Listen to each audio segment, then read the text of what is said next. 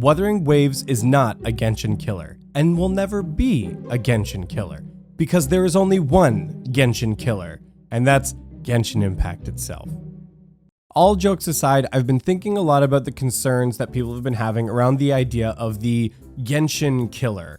For those of you that don't know, after the announcement of the Wuthering Waves closed beta, there was a wave of content of people reacting to the exclusive IGN footage of the closed beta test, and a lot of them were using the terminology Genshin killer in their thumbnail, myself included, so I'm not throwing any shade on anybody else here. I understand why people do this. It gets clicks, it gets views, and on YouTube, that's how you live or die. Now, understandably, some people in the Wuthering Waves community, and by extension the Punishing Grey Raven community, don't like this terminology for a multitude of reasons. So let's talk about the top 3, but before we do, guys, we are almost at 1,000 subscribers. Yep, throwing a subscriber plug in a video like this because we're so close. That's our first milestone for the channel, so if you want to take a quick second to just subscribe to the channel, I would greatly appreciate that. Thank you so much. So the top 3 reasons that I see people talk about why they don't like the term Genshin killer is because 1, they don't want to start drama with other gaming communities, in this example, the Genshin community. 2, they don't want Wuthering Waves to be misrepresented as a Genshin clone and impact the success overall. And 3, Kuro Games hasn't marketed the game as a Genshin killer, so neither should we. I've been thinking a lot about these points, and I think some of them are valid, and I think some of them require a bit more explanation. And so I want to tackle these 3 questions head on and maybe drop a couple hot takes for you. So on the first point of not wanting to start drama with another gaming community, to be honest, of the 3 points, I think this one is the most valid, especially considering that Genshin Impact has a interesting reputation online for how they react to things both inside and outside of the game. I mean, and I've witnessed this firsthand. I have been playing Genshin Impact since launch and consuming a fairly large amount of content around it, and I've watched how that community has developed over time, and yeah, some of the players are quite unique. Let's just put it that way. And so because of that, I understand that some people want to keep them at arm's length and just enjoy their own game in their own community and avoid any kind of conflict. But can we just acknowledge, again, for just a quick second, how insane it is that there is a gaming community out there that is so opinionated that other games are scared to speak its name for fear of being brigaded by that community? Like, that's just so wild to me. And I've really appreciated that more of the content creators in that space have started to speak up around that. But I think more players of the game need to continue to speak up around that, because the actions of like the greater community is just like insane to me. And look, I'm not going to solve that issue on this video or ever. I don't think I'm the guy for that. But I think more people need to continue to speak up about that. But to be clear, I am going to be still making comparisons between the 2 games because, let's be real, they are competition to some degree. The idea of an open world RPG with gacha mechanics is a big time sink for a lot of people, and I think people will have to choose between which one they want to, main or play in the long run. Especially free-to-play players who choose to grind out more of the things in game and do time investment so that they have to, spend less physical dollars on the game itself. And I think Wuthering Waves is going to have a big rush of players when it does launch. A lot of people have already been talking about it and are excited to try it. And I think at that time, the game is going to speak for itself. Which brings me to the second point. People don't want Wuthering Waves to be considered a Genshin clone for fear that it might hurt its success.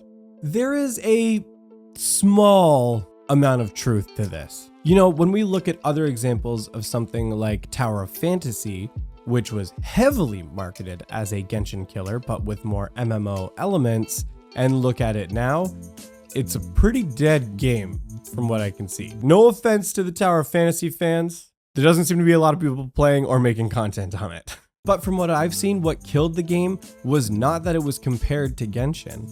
When Tower of Fantasy launched, it was riddled with bugs, networking issues, and hackers. So when the shine of the brand new experience with the new game wore off, I think that rubbed a lot of players the wrong way, and it just slowly fell through. It doesn't help that the MMO genre is very subject to FOMO. And the second that a game is considered dead, there's almost always a mass exodus of MMO players looking for their next hit and for the next big game, and they move on to the next one. And if you haven't captured a solid enough base at that time when that transition takes place, it's gonna be a rough ride, no matter how much Holiest hypes it up. No shade, Holiest, you rock, but I mean, like, look man, where'd you go? My point is simply making the comparison as a Genshin killer or a Genshin clone alone is not going to kill the game. The game itself will be the determining factor of that.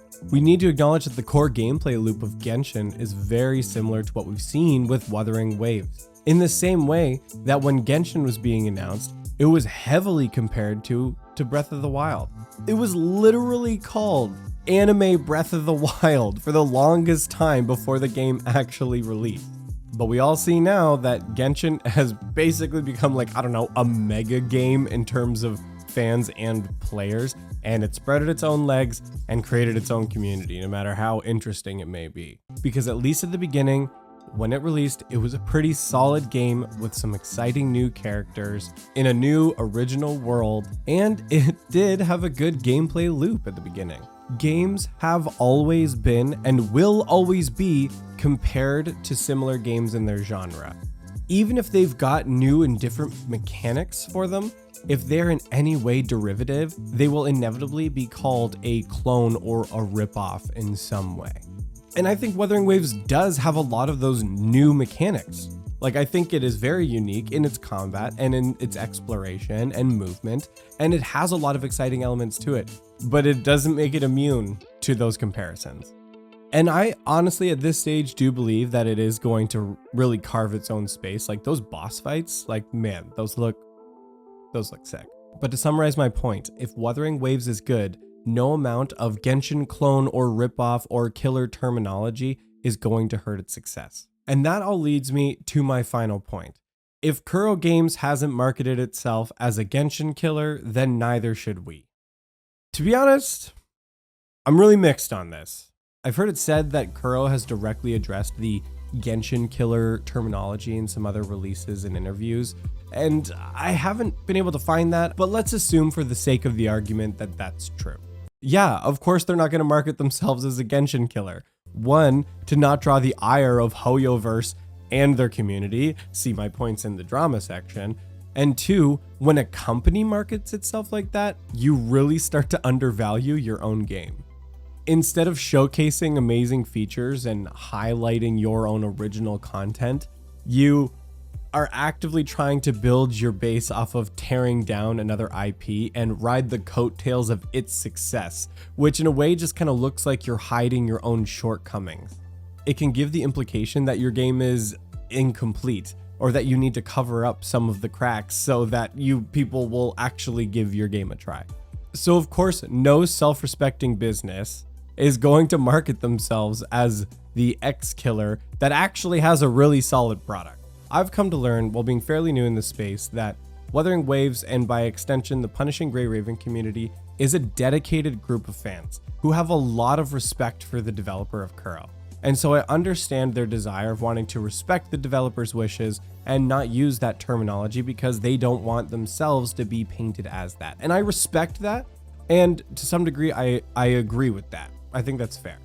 But at the same time, if people are talking about a game and exploring a game, comparing a game, how it fits in the overall gaming ecosystem, I don't think people should have to be limited to, company approved PR terminology for talking about a game. How's that for fence sitting? So where does that leave us then? I think Wuthering Waves and, by extension, any future games that are going to come are better suited in a description of a Genshin-like experience. As best we can tell, Wuthering Waves hits the nice niche of people wanting the Genshin-like exploration loop and exploring the new world, but having a more intense and highly competitive combat. And again, some of that is an extension of experience with Punishing Grey Raven and seeing some of the difficulty that they've pumped out with that game. Which I think is good, because I think a big gripe that a lot of players had with Genshin's endgame is one, well, there is none, and two, what is there is really easy. You don't have to invest a lot of time or do a lot of things to be able to complete some of the hardest content in that game. Like I said before, if Punishing Grey Raven is anything to go by, I think the difficulty in Wuthering Waves will give people a good run for their money. And again, that's good. Look, Genshin is so huge that I literally don't think anything could dethrone them anytime soon. And I don't think players should want that to happen or care if it does. But I think the Wuthering Waves, and by extension the Punishing Gray Raven community, should prepare for more Genshin killer content. Because I guarantee you there's going to be a lot more of it. It's negative, it's combative, it is going to get way more clicks and way more views if people are using that terminology in their video titles. But I just want Hopium players who are excited for Wuthering Waves to just like realize that at least I personally don't think those comparisons are going to hurt the game. I just don't. Because again, I think the one thing that will decide if the game is good or not is the game. And I think that's always what it comes down to.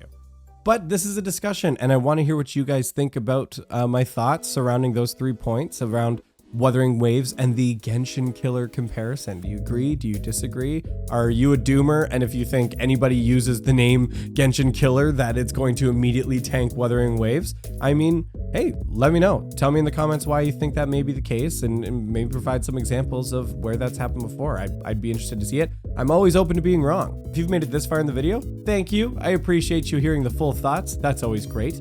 And while you're here, why don't you drop a like and subscribe? Always appreciate that, and it always helps support the channel. Thank you so much for watching this Wuthering Waves? Genshin Impact? Wuthering Impact video? And we'll see you on the next one.